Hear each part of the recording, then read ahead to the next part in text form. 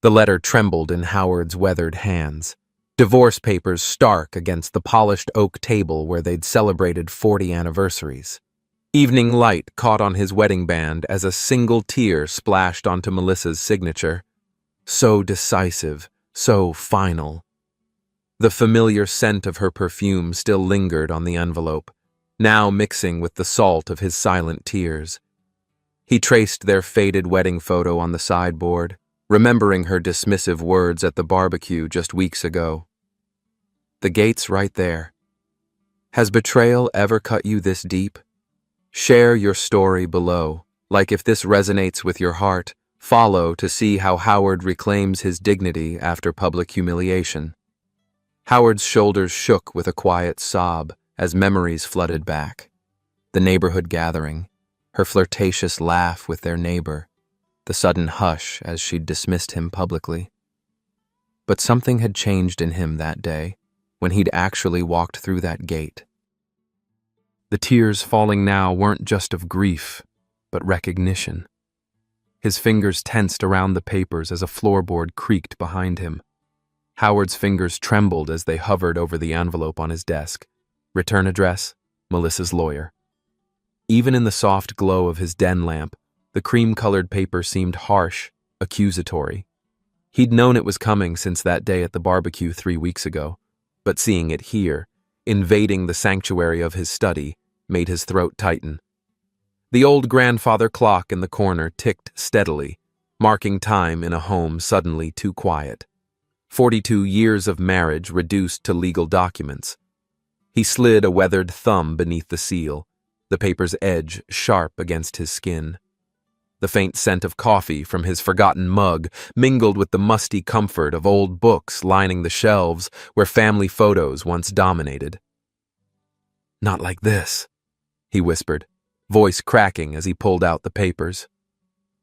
Divorce filing. Just seeing the word made his chest constrict. A tear formed, hovering at the corner of his eye before tracking down his cheek. His gaze drifted to the single remaining photo on his desk, his grandchildren at the lake last summer, their faces sunlit and trusting. Melissa had stood beside him then, her hand on his shoulder. "Your legacy," she'd said. Now, she wanted to rewrite even that memory. The tears came faster as Howard slumped in his chair, the leather creaking beneath him like old bones. In this very room, he'd taught his grandson to tie fishing knots, had counseled his daughter through her own marital troubles. The irony wasn't lost on him. His shoulders shook with silent sobs as decades of trust collapsed under the weight of her public betrayal. "How could you, darlin'?" The thought burned through him as his fingers gripped the edge of the desk. The barbecue scene replayed in his mind, Melissa laughing too loudly with their neighbor Richard, her hand lingering on his arm, then her dismissive words when Howard had approached. The gate's right there. The hush that had fallen over their friends. The burn of humiliation. He wiped his eyes with the back of his hand, blinking to clear his vision. Something caught his attention, a smudge on the signature line of the divorce papers.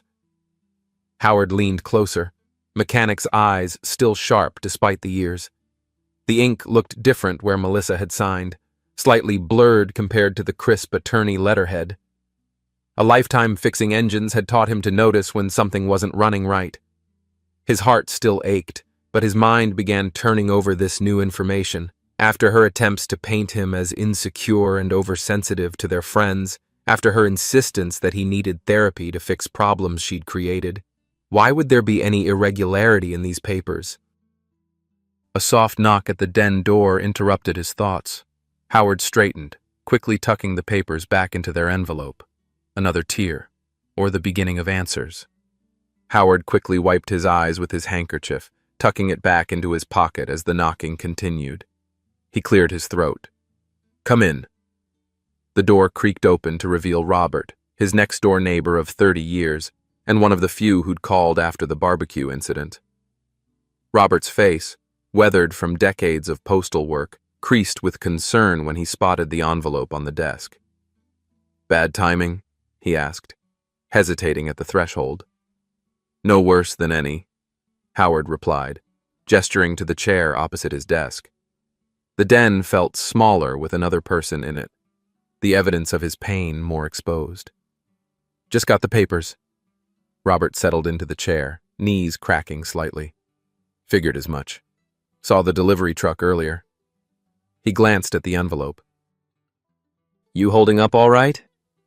Howard's hand instinctively moved to cover the papers, fingertips pressing against the spot where he'd noticed the smudge. Been better. The understatement hung between them, heavy as the silence that followed. Listen, Howard. Robert leaned forward, lowering his voice though they were alone in the house. There's something you should know. I tried calling, but... He gestured to the old rotary phone Howard refused to replace. A fresh wave of unease settled in Howard's stomach. He'd known Robert since the man delivered mail to their first house. Back when Melissa had been pregnant with their daughter, Robert had never been one for gossip or drama. What is it? Howard asked, studying his friend's face. Melissa's been talking to people, telling a different story about what happened. Robert shifted uncomfortably. Says you've been jealous for years, that you stormed off over nothing, that you've been, he hesitated, unstable. The word landed like a physical blow. Howard felt heat rise to his face, a different kind of tears threatening now, angry ones. Unstable, he repeated, voice barely above a whisper. Nobody who knows you believes it, Robert added quickly. But she's been making calls, having coffee with the neighborhood ladies, even told Pastor Williams you refused counseling because you're too proud. Howard's gaze drifted back to the divorce papers. The smudged signature suddenly seemed more significant. His years running his own mechanic shop had taught him to spot patterns, to recognize when multiple symptoms pointed to a bigger problem. She's rewriting history, Howard said softly, more to himself than to Robert. He thought of the barbecue again, how she'd flirted openly with Richard, how she'd dismissed Howard with that cutting remark. Then, how she'd returned home hours later, insisting he'd overreacted, that his jealousy was the problem. The gate's right there, she'd said, as if his dignity were worth nothing after 4 decades together. There's more, Robert said, pulling Howard back to the present. Richard's wife called mine yesterday. Apparently, Melissa's been calling him too. He paused. Multiple times. Howard stood suddenly, moving to the window.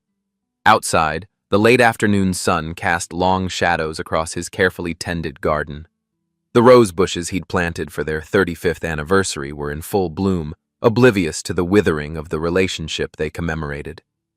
His hands trembled again, but not from sorrow this time. Thank you for telling me, he said, his voice steadier than he expected. He turned back to Robert, a new resolve forming beneath the hurt. I think I need to make some calls of my own. As Robert left, Howard returned to the divorce papers, examining the signature more carefully. After decades repairing engines no one else could fix, he knew when something didn't run right, and something about Melissa's story, like her signature, just didn't add up. He reached for the phone, determination replacing tears. It was time to find out why. Howard's den had grown darker as evening approached, but he hadn't bothered to turn on more lights. The small desk lamp cast just enough glow to illuminate the notepad where he'd been writing since Robert left. Names, dates, inconsistencies, a mechanic's troubleshooting list, but for a marriage rather than an engine. After 3 phone calls, a pattern was emerging.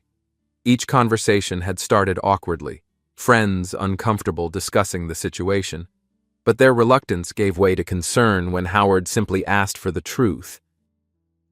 Melissa had been busy, not just with her version of the barbecue incident, but with a narrative that stretched back months, suggesting Howard's controlling behavior and irrational jealousy.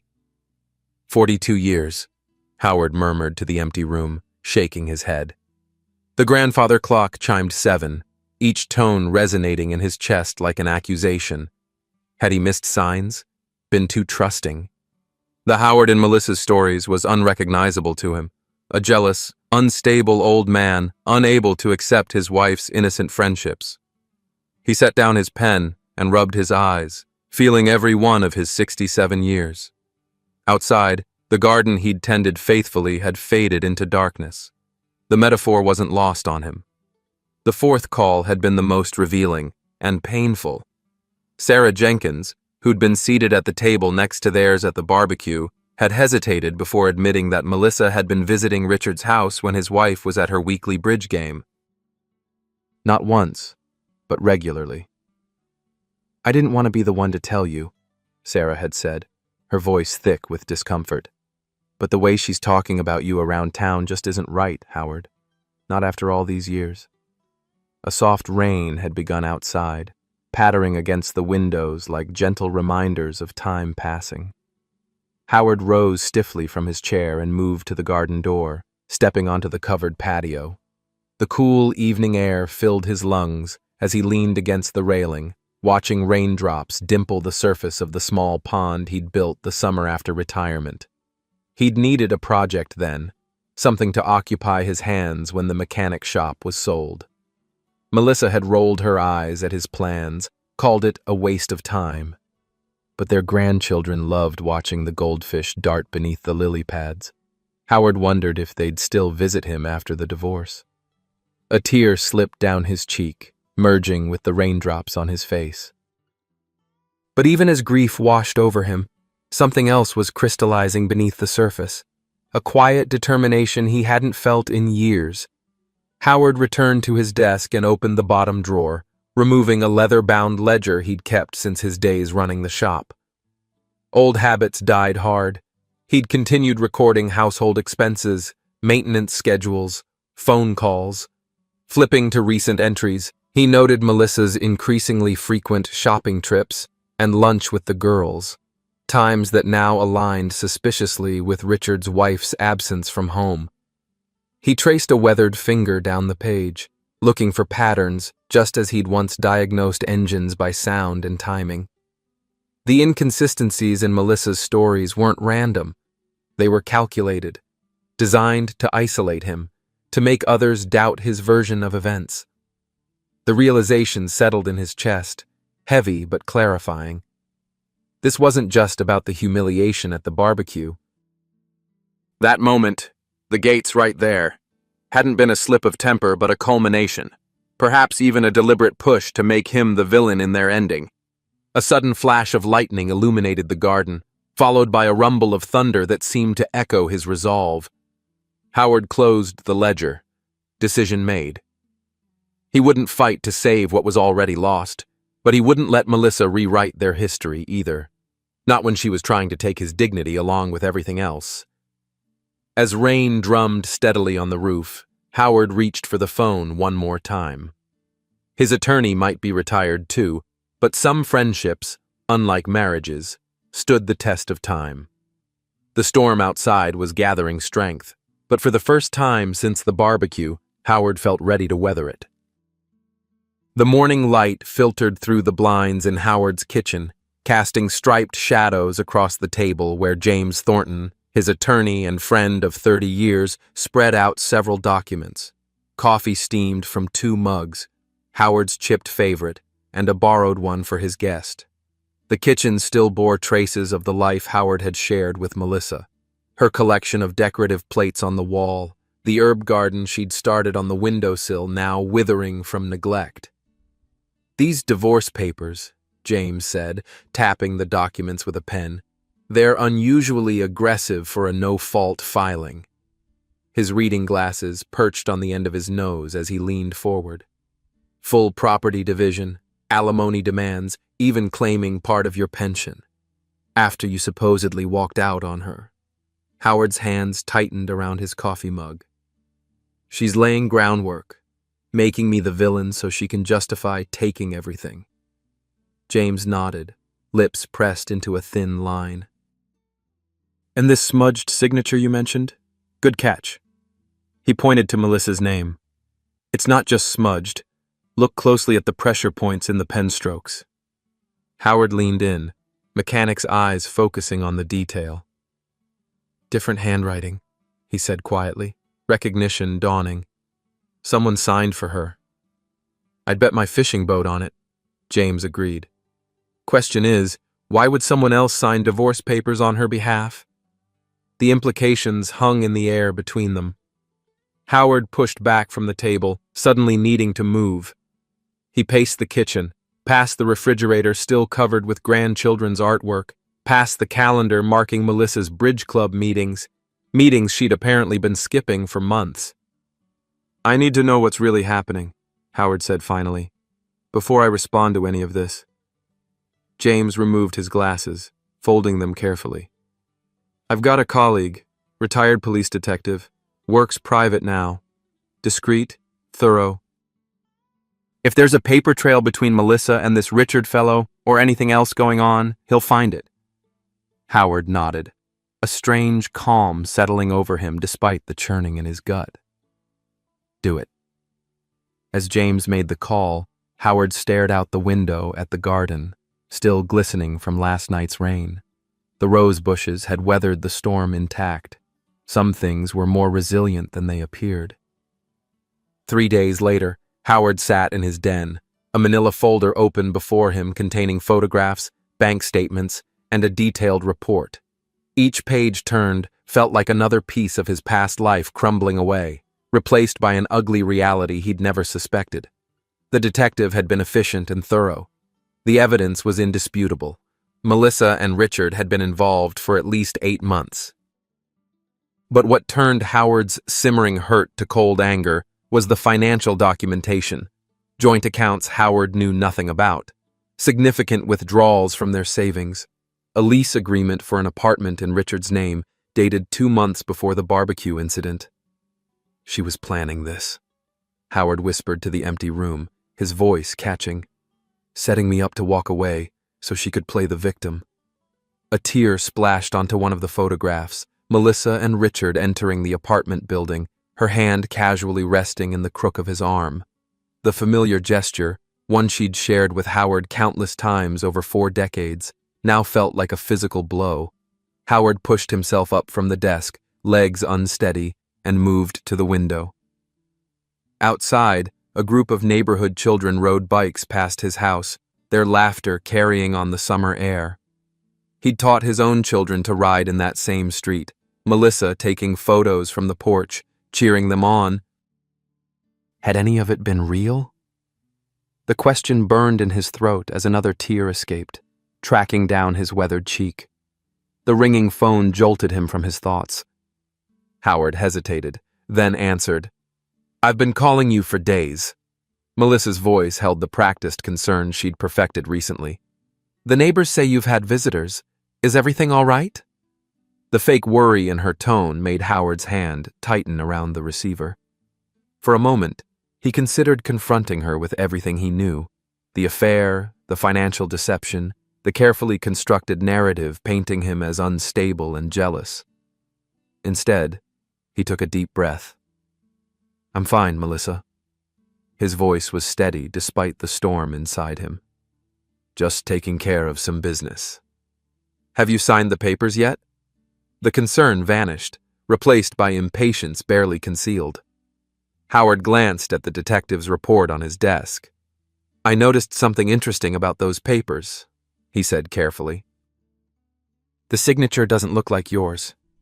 The silence on the line stretched for 3, 4, 5 seconds.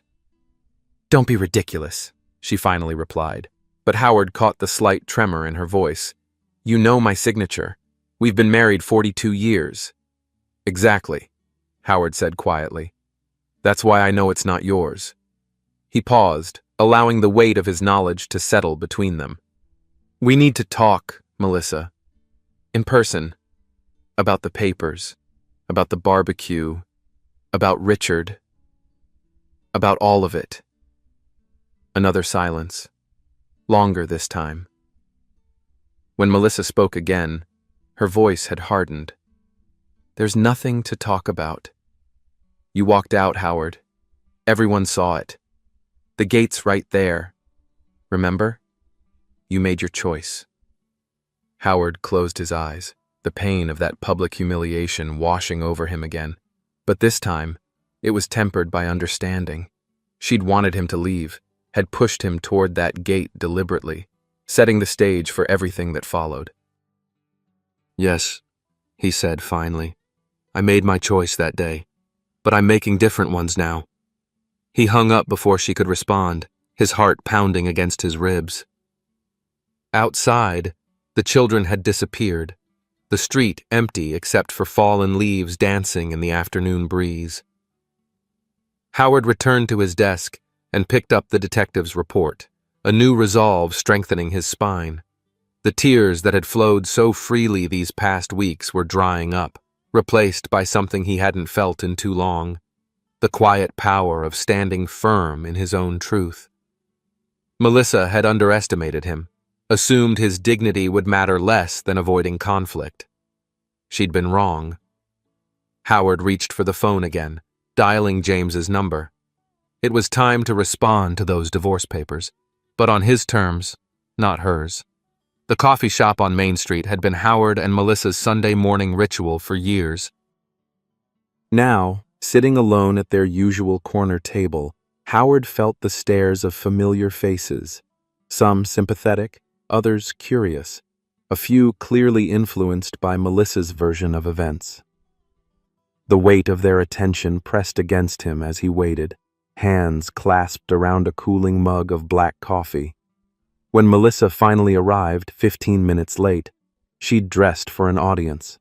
Her hair freshly styled, wearing the blue dress Howard had once complimented, she navigated between tables with practiced poise, nodding to acquaintances. Performance mode. Howard recognized it immediately. After 4 decades together, he knew all her masks. "You're making a scene," were her first words as she slid into the chair opposite him, voice low but sharp. "We could have discussed this over the phone." Howard studied her face, the familiar lines around her eyes, the curve of her mouth now set in disapproval. The woman he'd built a life with, raised children with, shared dreams with. A stranger now. "Some things need to be said face to face," he replied quietly. 42 years deserves at least that much respect. Melissa glanced around, clearly calculating who might be watching, listening. "I don't see what there is to discuss. The papers are straightforward. Your attorney has them." Howard nodded slowly. "Yes, James has them, including the signature that isn't yours." He reached into his jacket pocket and withdrew a small envelope, sliding it across the table. "He also has these." Melissa's perfectly manicured nails hesitated above the envelope. "What is this, Howard?" "Open it." With obvious reluctance, she did, extracting a single photograph. Melissa and Richard entering the apartment building together, her hand on his arm, his head bent toward hers in intimate conversation. The color drained from her face.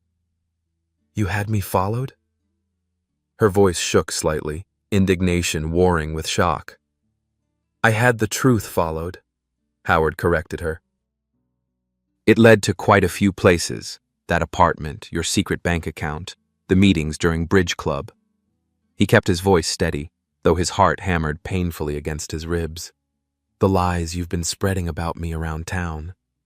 A couple at a nearby table glanced over, quickly looking away when they caught Howard's eye. The public setting had been a calculated choice. Melissa wouldn't make a scene here, not when she'd worked so hard to craft her narrative of Howard as the unstable one. "You don't understand," she began, slipping into the reasonable tone she'd used increasingly in recent weeks. "It's not what you think. Richard and I—" "Please," Howard interrupted, a sudden weariness washing over him.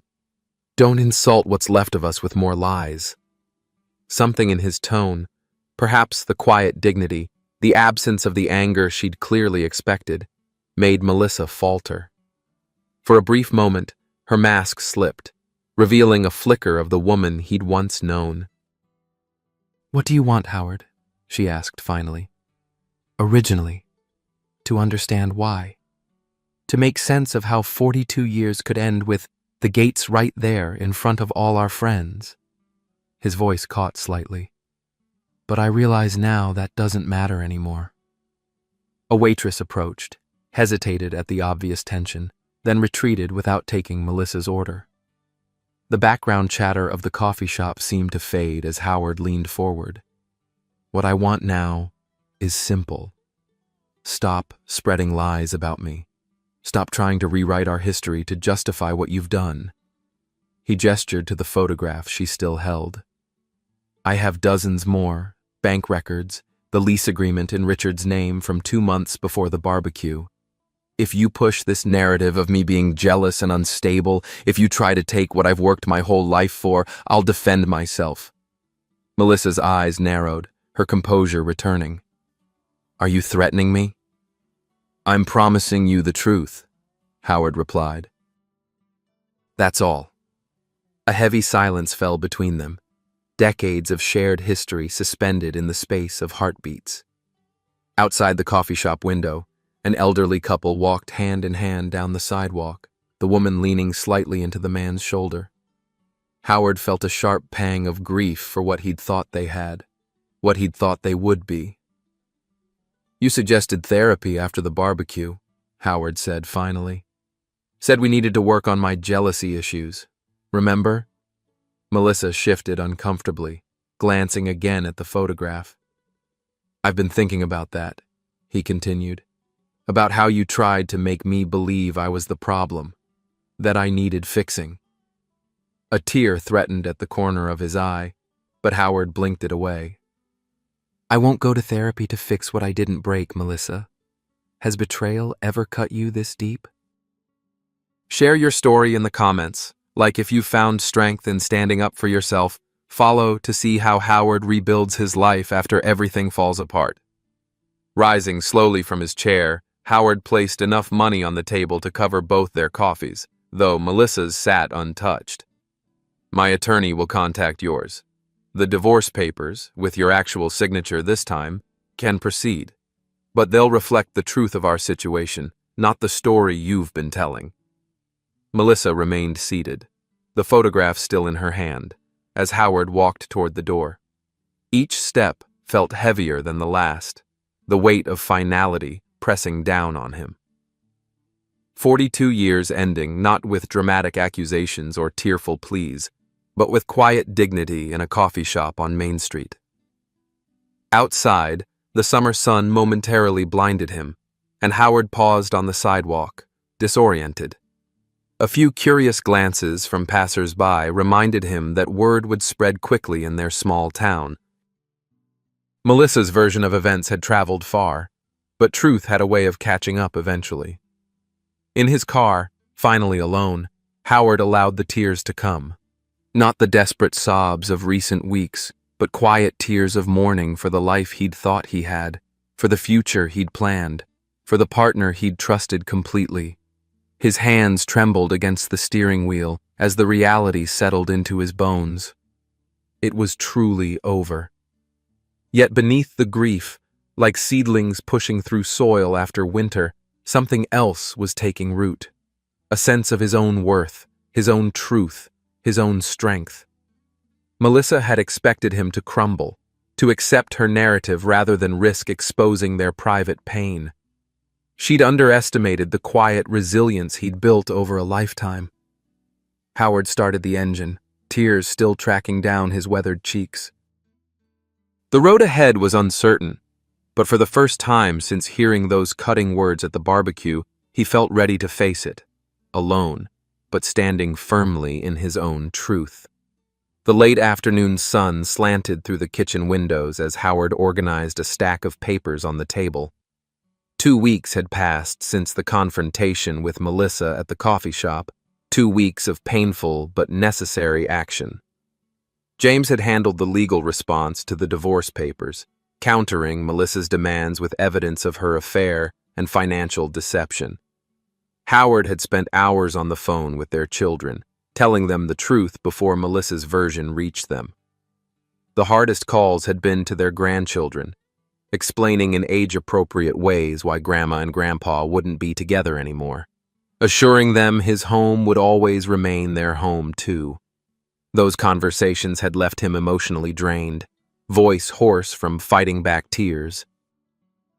A knock at the back door interrupted his thoughts. Robert stood there, holding a covered dish. "Marie's lasagna," he explained as Howard let him in. "She says you're getting too skinny." Howard managed a small smile. "Tell her thanks." He cleared space on the table for the dish, pushing aside legal documents and bank statements. Robert surveyed the organized chaos. "How's it going with all this?" "Better than I expected." Howard poured them both iced tea from the pitcher in the refrigerator. "James says her attorney contacted him yesterday. They're backing off most of the demands." "The evidence is working then?" Howard nodded, taking a seat at the table. "Turns out Melissa doesn't want her relationship with Richard made public in court documents any more than I want our dirty laundry aired." Robert settled into the chair opposite, studying his friend's face. "You look different, Howard." "Not just thinner. Feel different," Howard admitted, running a hand through his silver hair. "Like I've been carrying something heavy for years without realizing it. And now..." He struggled to find the words. "Now you're standing straight again," Robert finished for him. Something like that. They sat in comfortable silence for a moment, the only sound the ticking of the kitchen clock and distant lawnmowers from the neighborhood. "Heard you fixed the Sullivan boy's bike yesterday," Robert said finally. Howard nodded. "Gears were shot. His mom tried to pay me, but..." He shrugged. "Felt good to fix something again. You always did have a gift for that, fixing broken things." The simple observation touched something deep in Howard. His mechanic's shop had been more than a business. It had been his identity, his purpose. Somewhere along the way, he'd lost that sense of usefulness, of being needed for his particular skills. "I've been thinking," Howard said slowly, turning his glass in his hands, "about reopening the shop. Not full-time, just a small operation. Lawn mowers, bicycles, small engines." Robert's eyebrows rose. "Thought you were happy being retired." "Thought so too." Howard glanced around the kitchen that suddenly felt too empty, too quiet. "But maybe I need something more. Something that's just mine." The idea had been forming gradually since the confrontation with Melissa. Each small step toward reclaiming his dignity, confronting the truth, standing firm against her manipulation, refusing to accept blame for her choices, had awakened something dormant within him. The Howard who had shuffled through retirement, deferring to Melissa's preferences, gradually disappearing into the background of his own life, was gone. "The old Wilson place on Elm is for rent," Robert mentioned casually. "Good-sized garage. Walking distance from here." Howard looked up, surprised. "You think I should do it?" "I think," Robert said carefully, "that I've got 3 grandkids with bikes that need regular maintenance, a riding mower that makes strange noises, and a wife with a sewing machine that jams every other week." He smiled. "And I'm just one house." The thought of a workshop again, the smell of oil and metal, the satisfaction of diagnosing problems, the quiet pride in making broken things work, filled Howard with unexpected warmth, not just escaping the emptiness of his current situation, but moving towards something meaningful. "I'd need to get some tools," Howard mused, the practical aspects of the idea taking shape in his mind. "Sold most of mine when I closed the shop." Robert grinned. "Tool auction at the fairgrounds next weekend. Marie's already mad at how much I'm planning to spend." For the first time in months, Howard felt a genuine laugh bubble up from somewhere deep inside him. Not bitter, not forced, but real amusement at his friend's enthusiasm. The sound surprised him, almost foreign to his ears after so many weeks of grief. As they discussed the logistics of renting the space, what equipment he'd need, how to spread the word, Howard felt a shift inside him, subtle but profound. The pain of Melissa's betrayal hadn't disappeared. The wound was still raw, still bled when touched, but it no longer defined him completely. Later, after Robert left, Howard found himself standing in the garage, flipping the light switch to illuminate the mostly empty space. Melissa had insisted they park both cars in the driveway to keep the garage presentable, one of many small compromises that had seemed insignificant at the time. Now, he saw the pattern of gradually surrendering his space, his interests, his sense of self. He ran a hand along the workbench built into the back wall, dusty from disuse. The pegboard above it still showed the outlines of tools long gone. And in the corner, covered with an old sheet, sat something he'd almost forgotten, his grandfather's toolbox, the one possession he'd refused to sell when closing the shop. Howard pulled away the sheet, coughing slightly at the dust, and opened the heavy wooden lid.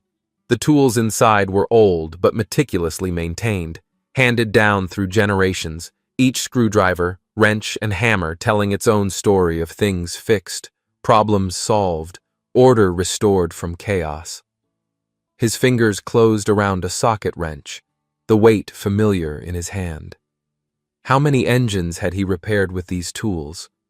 How many grateful customers had watched him diagnose problems no one else could solve?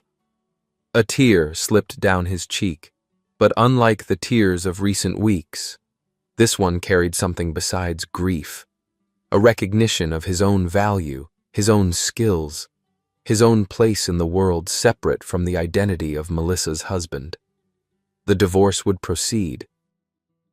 The pain would continue to surface in unexpected moments. The future he'd planned for decades was irrevocably altered. But standing in his garage with his grandfather's tools, Howard felt the first genuine stirrings of hope, not just for enduring what lay ahead, but for building something new from the wreckage of what was lost.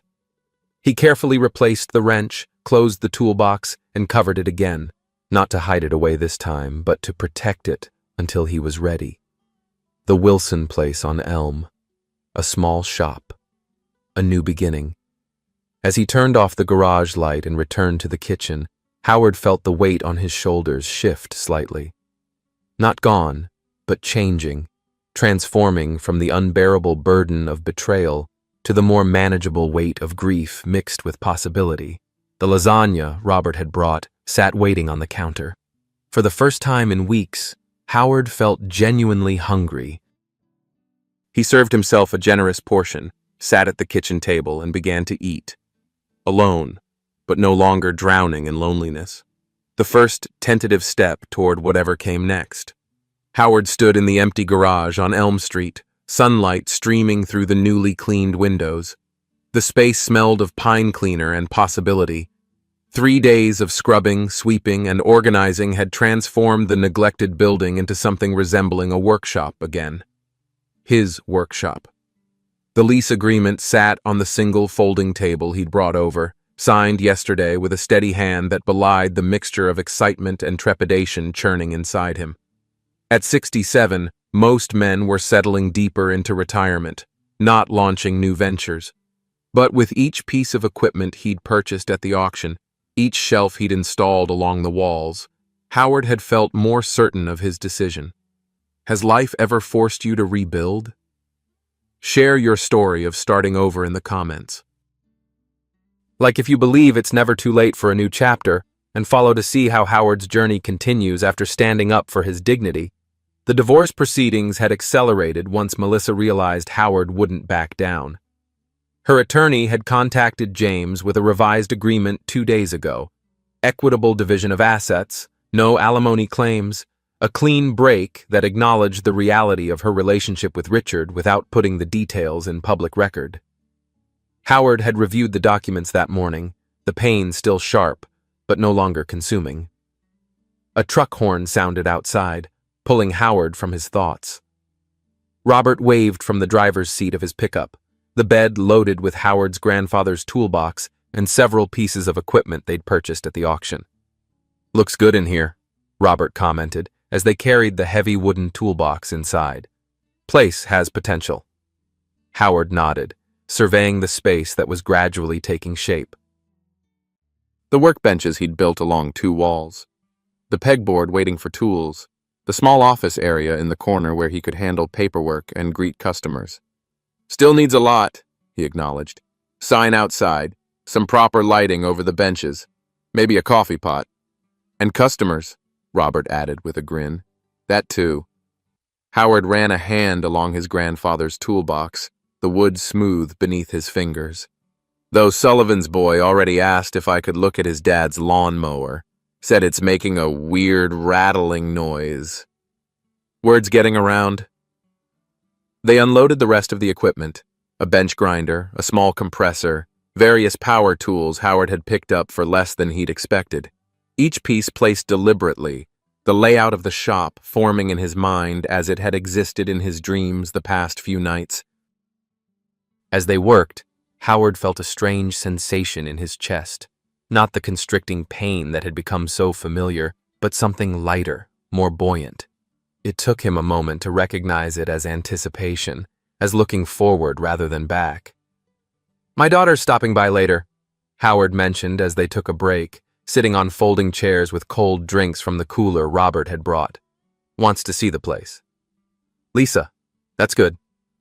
Robert knew how strained things had been between Howard and his daughter initially. Her first instinct had been to push her parents toward reconciliation, unable to accept the finality of the situation until Howard had shown her the evidence of her mother's deception. "She's bringing the kids, too. Thought they might like to see where Grandpa's going to fix bikes." The thought of his grandchildren in this space, perhaps learning to use tools as Howard had once taught their mother, brought a smile to his face. Some continuity remained, even as so much had changed. They worked through the early afternoon, organizing tools and discussing what else the shop needed. When Lisa's car pulled up outside, Howard was on a ladder, installing a new light fixture above the main workbench. "Dad, be careful up there," Lisa called as she entered, her two children immediately running to explore the space with excited curiosity. "Almost done," Howard replied, securing the final screw before climbing down. He accepted Lisa's hug, noticing she held on a little longer than usual. "It looks amazing already," she said, stepping back to survey the transformation. "When do you open officially?" "Next Monday. Nothing fancy. Just a small sign in the window and word of mouth for now." 7-year-old Emma tugged at Howard's hand. "Can you fix my dollhouse, Grandpa? The roof keeps falling off." Howard knelt to her level, heart warming at the earnest request. "Bring it next time you visit and we'll figure it out together." "Will you teach me how to fix things too?" asked 10-year-old Jason, already examining the tools with careful interest. "Absolutely," Howard promised. "Just like I taught your mom." Lisa smiled at the memory. "Remember that bike chain that kept slipping? I was so proud when we fixed it together." As the afternoon progressed, the small garage filled with conversation and laughter.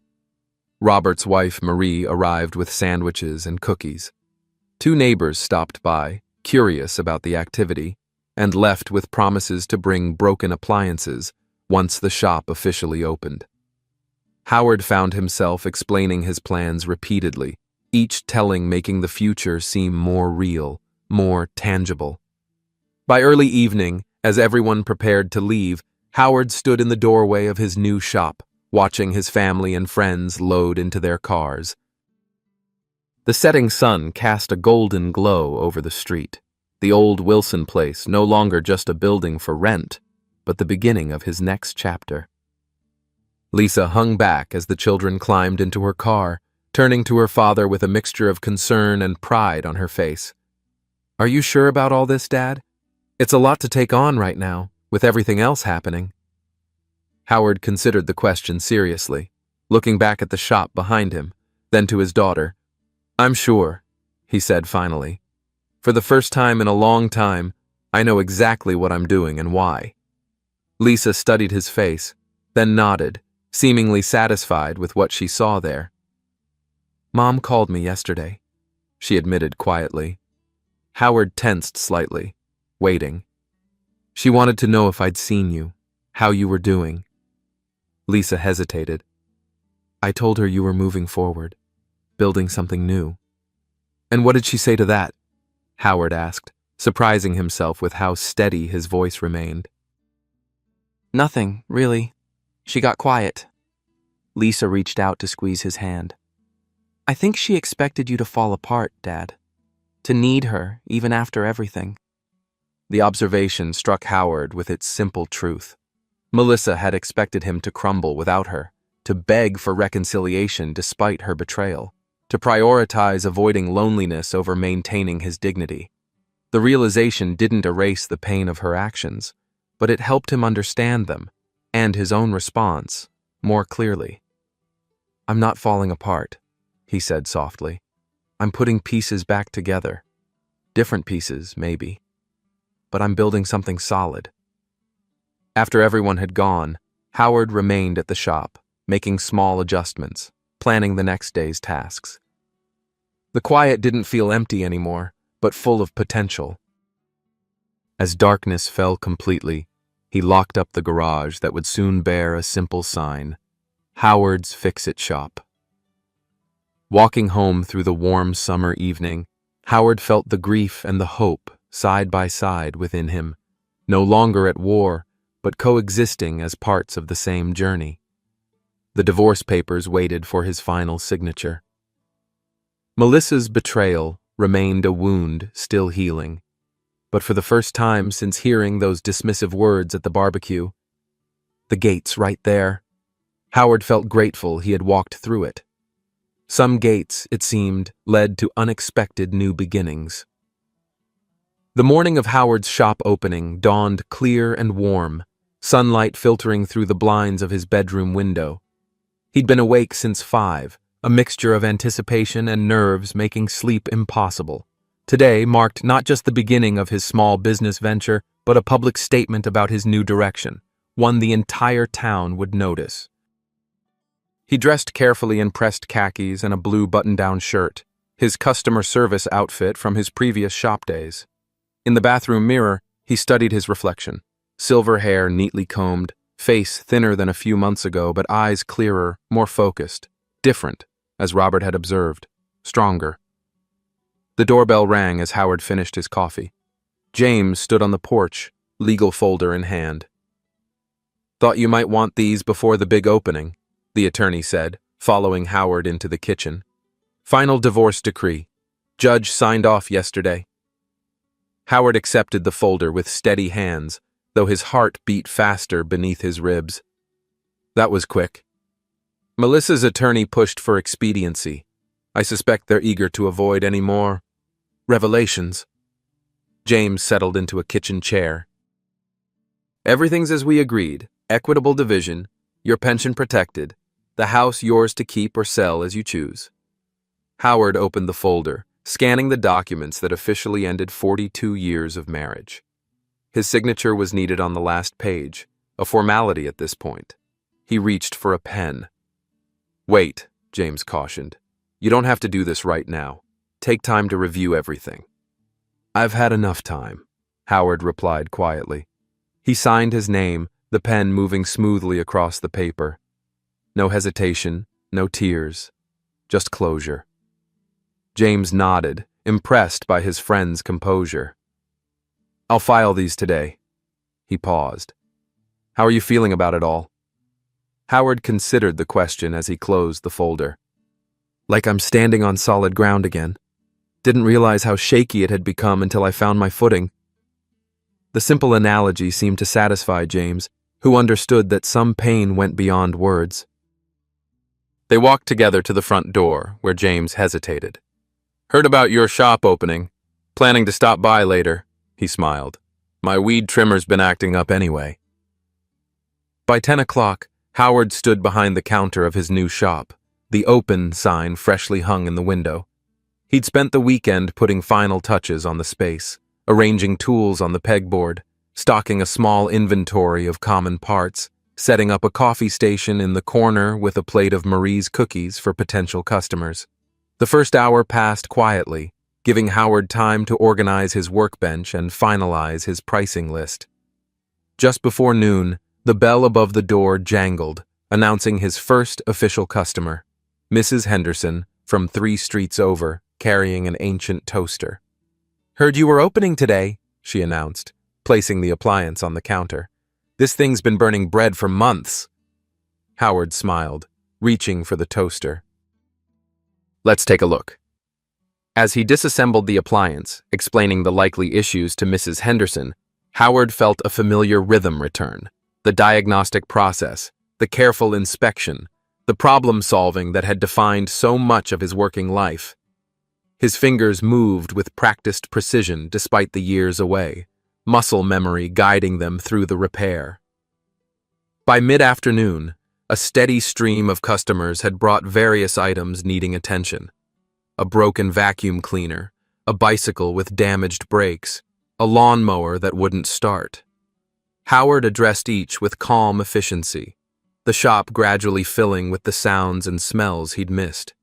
Metal tools against surfaces, the faint odor of machine oil, the satisfaction of customers discovering something broken could be made whole again. Robert stopped by around 3, ostensibly to drop off his drill with a faulty chuck, but clearly more interested in Howard's progress. Lisa called to check in, promising to bring the children over after school. Even James returned, weed trimmer in hand as promised. The day unfolded better than Howard had dared hope, busy enough to be encouraging but not overwhelming. He was explaining a carburetor issue to a customer when the shop door opened again, the bell's jingle momentarily drawing his attention. Richard stood in the doorway, looking distinctly uncomfortable. The conversation around Howard faltered as those present recognized the visitor and the significance of his appearance. In a small town where gossip traveled faster than light, everyone knew the story. Richard, the neighbor Melissa had been seeing, the public humiliation at the barbecue, the divorce that followed. Howard felt his chest tighten, his hands automatically reaching for a clean shop rag to wipe grease from his fingers, a gesture that gave him precious seconds to compose himself. "I'll be right with you," he said to Richard, voice level, before turning back to his customer. "As I was saying, the fuel mixture is too rich. Simple adjustment should fix it." The customer nodded, clearly distracted by the tension now filling the shop. Howard completed their transaction efficiently, aware of Richard shifting from foot to foot near the door, of the curious glances from others present. When the customer left, Howard finally turned his full attention to Richard. "What can I do for you?" Richard stepped forward, holding out a small electric chainsaw. "Been having trouble with this. Won't stay running." His voice was strained, eyes not quite meeting Howard's. For a moment, Howard considered refusing service, telling Richard to take his chainsaw and his affair elsewhere. The thought of helping the man who had contributed to the destruction of his marriage twisted something painful in his gut. But a larger part of him, the part that had begun to rebuild his life piece by careful piece, recognized the opportunity this moment presented. Not for reconciliation or forgiveness necessarily, but for demonstrating to himself and everyone watching that he would not be defined by bitterness. "Let's take a look," Howard said finally, accepting the chainsaw and moving to his workbench. The shop had grown unnaturally quiet, the few remaining customers watching the interaction with poorly disguised interest. Howard disassembled the chainsaw's engine compartment methodically, identifying the problem within minutes. "Fouled spark plug and old fuel," he diagnosed, looking up at Richard. "When was the last time you used it?" "Before winter," Richard admitted, still avoiding direct eye contact. "Just pulled it out of storage last week." Howard nodded, reaching for a replacement plug from his inventory. "Common issue." Fuel gets gummy sitting that long. As he worked, Howard felt something unexpected. Not the rage or hurt he might have anticipated, but a strange calm, almost a sense of power. Richard stood awkwardly at the edge of the workbench, clearly struggling with the situation he'd placed himself in by coming here. "Didn't know you were opening a shop," Richard said finally, attempting conversation. "Just decided recently," Howard replied, his focus on the repair. Another uncomfortable silence fell between them, broken only by the sounds of Howard's tools against metal. The other customers had drifted toward the door, sensing the private nature of the moment despite its public setting. "Howard," Richard began hesitantly. I know this is awkward, but I wanted to say— That should do it, Howard interrupted, reassembling the chainsaw and testing the starter. The engine caught immediately, running smoothly. He shut it off and placed it on the counter. Cleaned the carburetor too while I was in there. $35. Richard blinked at the abrupt return to business, then nodded, reaching for his wallet. About Melissa. That's between you and her now, Howard said quietly but firmly. I'm just fixing your chainsaw. The simple statement carried weight beyond the words themselves. Howard wasn't offering forgiveness or friendship, but neither was he allowing Richard's presence to diminish his newfound stability. The shop was his territory, his fresh start, and he would determine the terms of engagement here. Richard seemed to understand, nodding slowly as he handed over payment. Fair enough. He hesitated, then added, The shop looks good. Town needs someone who can fix things. Howard accepted the unexpected compliment with a slight nod, writing out a receipt. As Richard took the chainsaw and turned to leave, the bell above the door jangled again, announcing new arrivals. Lisa and the children, followed by Robert and Marie, all carrying what appeared to be celebration supplies for the end of Howard's first business day. They stopped short at the sight of Richard, the moment stretching awkwardly until Emma broke the tension, rushing toward Howard with a drawing in hand. Grandpa, I made this for your shop. Howard knelt to accept the colorful picture, genuine delight breaking across his face. It's perfect, sweetheart. We'll hang it right behind the counter. As Howard stood, Richard nodded a brief acknowledgement to the newcomers and slipped out the door. The shop seemed to exhale collectively, the atmosphere lightening as Lisa began unpacking a small cake while the children explored the space with excited curiosity. Successful first day? Robert asked, eyebrows raised in question that encompassed more than just business. Howard glanced at the door where Richard had exited, then back to his family and the small shop he'd created from nothing. Very successful, he confirmed, and meant it in every possible way. Later, after the impromptu celebration had wound down and Howard locked up for the evening, he stood alone in the quiet shop, Emma's drawing now prominently displayed on the wall. The day had brought unexpected challenges along with its triumphs, but he'd met them all with a steadiness that surprised even himself. The final divorce decree sat in his truck, signed and finished. Richard had come and gone without disrupting Howard's hard-won peace. Customers had filled his appointment book for the coming week. Small victories, perhaps, but significant ones. Howard ran his hand along his grandfather's toolbox, feeling the smooth wood beneath his fingers. Some things remained unbroken despite everything that had changed. Some strengths endured, waiting to be rediscovered when needed most. Outside, the summer evening settled over the small town, lights coming on in windows along Elm Street. Howard turned off the shop lights and locked the door, the sign in the window promising open tomorrow 10 a.m. A promise to his customers, but more importantly to himself, that tomorrow would come, bringing new challenges and opportunities, and he would be ready for them all. 3 months after opening Howard's Fix-It shop, the crisp air of early autumn rustled through the trees lining Elm Street. Inside, Howard adjusted the small space heater he'd installed the previous week, preparing for the cooler days ahead. Business had exceeded his modest expectations, steady without overwhelming him, word of mouth bringing a reliable stream of customers with everything from toasters to riding mowers needing his attention. The shop had evolved, shelves now properly stocked with common parts, walls decorated with a few vintage tool advertisements he'd found at a flea market, and Emma's colorful drawing still proudly displayed behind the counter. In the corner, a small workbench sat at child height, installed after Jason had shown increasing interest in helping his grandfather during weekend visits. Howard wiped down the main counter, listening to the local radio station announce community events for the weekend. The bell above the door chimed as his first appointment arrived, Mrs. Peterson with her temperamental sewing machine.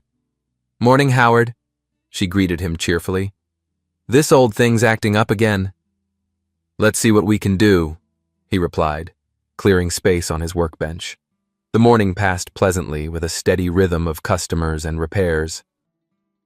Howard had found a balance he hadn't known he needed: the satisfaction of fixing broken things, the social connections of serving his community, and the quiet periods between customers when he could work at his own pace.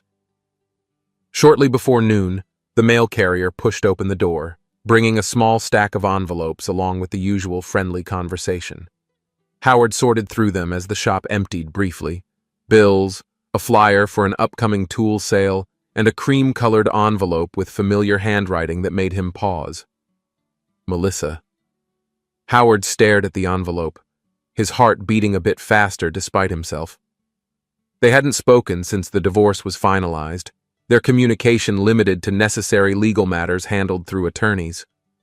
He'd heard through Lisa that Melissa and Richard had moved in together officially, relocating to a condominium across town.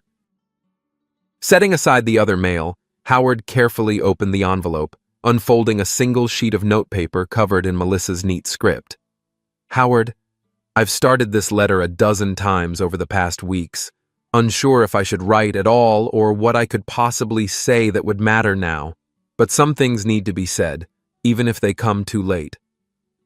First, I want to apologize, not just for the affair with Richard, but for how I treated you at the barbecue and after, trying to make you seem unstable, attempting to manipulate our friends and family against you.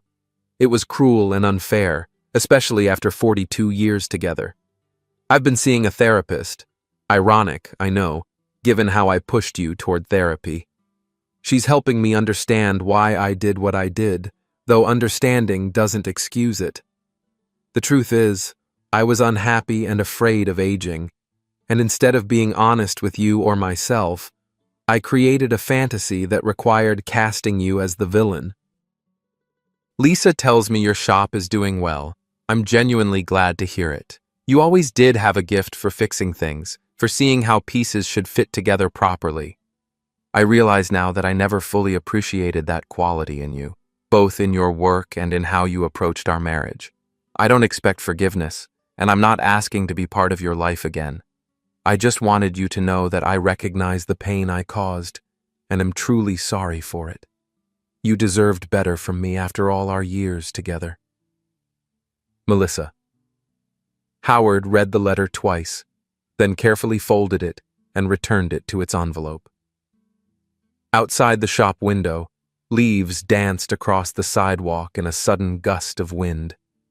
He watched them for a long moment, allowing the letter's words to settle within him. The apology was unexpected, and Howard found himself examining his reaction to it with curious detachment. There was no surge of vindication, no bitter satisfaction in Melissa's admission of wrongdoing. Instead, he felt something quieter, a gentle loosening of a knot he hadn't realized was still tied inside him. The shop door opened, bringing in Howard's next appointment and a swirl of autumn leaves. He tucked the letter into his shirt pocket and turned his attention to the broken clock his customer placed carefully on the counter. Throughout the afternoon, as he worked on various repairs, Howard's thoughts returned occasionally to Melissa's words, not with the sharp pain that had once accompanied thoughts of her, but with a thoughtful consideration of their shared past and separate futures. By closing time, as Howard swept the shop floor and organized his workbench for tomorrow, he'd made a decision. Sitting at the small desk in the corner, he took out a notepad and pen. Melissa, thank you for your letter. The apology means more than I expected it would. These past months have taught me a lot about myself, who I am apart from our marriage, what I'm capable of building on my own. The shop has been good for me in ways I hadn't anticipated. I won't pretend the hurt has disappeared completely. Some wounds leave scars that remain tender. But I'm not defined by what happened between us, and I don't want you to be either. I hope you find what you're looking for. We had many good years together, and I choose to remember those alongside the painful ending. Take care, Howard. The note was brief, but it said what needed saying. Howard sealed it in an envelope, addressed it, and placed it with tomorrow's outgoing mail. Not a reconciliation or even necessarily forgiveness in the fullest sense, but an acknowledgement of her apology, of their shared history, of his own healing process. As Howard locked up the shop and headed toward his truck, Robert called out from across the street, waving him over to where a group of neighbors had gathered around an old Chevy with its hood up. "Perfect timing," Robert announced as Howard approached. "We need an expert opinion." For the next half hour, Howard leaned over the engine, diagnosing the problem while trading good-natured banter with the small crowd. Someone brought out coffee in foam cups. Plans were made for Saturday's high school football game. Life in their small town continued its familiar rhythms, with Howard now reintegrated in a role that suited him, respected for his skills, valued for his contributions. The sun was setting as Howard finally headed home, painting the western sky in brilliant oranges and pinks. His house, once filled with echoing emptiness after Melissa left, had gradually become comfortable in its quieter state. He'd rearranged furniture, hung different pictures, reclaimed spaces that had previously been compromised. On the kitchen counter sat an invitation to Thanksgiving dinner at Lisa's, still 6 weeks away, but his daughter was always an early planner. She'd mentioned he could bring someone if he wished, a gentle acknowledgement that his life might eventually include new relationships. Howard wasn't there yet, wasn't sure if he'd ever want to risk that particular vulnerability again. But the possibility existed now in a way it hadn't before, not as a desperate attempt to fill Melissa's absence, but as a potential choice he might someday make from a position of wholeness. After dinner, Howard settled in his favorite chair with a book, the house quiet around him. Melissa's letter rested on the side table, no longer causing pain but simply existing as one piece of his story. His response would go out with tomorrow's mail, another small step in the ongoing process of moving forward. The grandfather clock in the hallway, recently repaired and returned to its steady rhythm, chimed 9 times. Howard marked his place in the book and stood, moving to the kitchen to prepare coffee for the morning. Through the window above the sink, he could see stars emerging in the darkening sky, bright points of light in the vast expanse. 3 months ago, receiving Melissa's letter might have reopened wounds barely beginning to heal. Now, it felt more like closing a circle, completing a necessary conversation before continuing on separate paths. As Howard readied the coffee maker for morning, he thought about the day ahead, a riding mower waiting for carburetor work, Mrs. Sullivan's mixer with its stripped gear, Jason coming after school to help organize the new shipment of parts. Small things, perhaps, but meaningful ones. A life rebuilt from elements he'd chosen deliberately, shaped by his own hands. In the quiet kitchen, Howard smiled slightly to himself. When Melissa had said those cutting words at the barbecue, "The gate's right there," she'd intended them as dismissal, as evidence of his insignificance. Instead, they'd become the first step on a path to rediscovering his own strength, his own value, his own capacity for beginning again. The gate had led not to exile, but to unexpected freedom, and Howard, with tools in hand and purpose in heart, had walked through it into a life that was finally, truly his own. Isn't it something, dear reader, how a single moment can change everything? Like Howard standing there at that neighborhood barbecue, hearing those dismissive words, "The gate's right there," and making the choice to walk through it. Perhaps you've stood at your own gate, tears burning behind your eyes, dignity hanging by a thread. We've all been there, haven't we? That crushing weight of betrayal from someone who promised to stand beside you through all of life's seasons. The hardest tears are the quiet ones, the ones that fall when you're alone in a too-empty house, staring at photographs that suddenly tell different stories than they once did. Your hands might tremble like Howard's did, holding evidence of broken trust, wondering how you missed the signs. Lord knows it ain't easy when the person who was supposed to love you rewrites your story, makes you question your own memories. Betrayal cuts deeper when you've weathered decades together, when your shared history fills every corner of your home, The coffee mugs bought on that anniversary trip, the porch swing where you watched countless sunsets, the creaky step you both learned to skip over in the night. But there's something else that comes with our years, isn't there? That hard-earned wisdom that helps us recognize manipulation, that inner voice that whispers, "This isn't right." Howard found it in his mechanic's eye for detail, spotting the inconsistencies in Melissa's story just as he once diagnosed engine troubles no one else could solve. You have it too, that lifetime of experience that helps you separate truth from deception, even when the lies come from those closest to your heart. What Howard's journey reminds us is that dignity doesn't always roar. Sometimes it's just that quiet decision to walk away, to refuse therapy for problems you didn't create, to rebuild with steady hands despite the tears that still fall. Remember how he transformed that empty garage into a workshop? That's what we do, isn't it? Find purpose in the wreckage. Create new spaces for ourselves when old ones become too painful. The stars still shine after heartbreak. Friends, the morning coffee still warms your hands.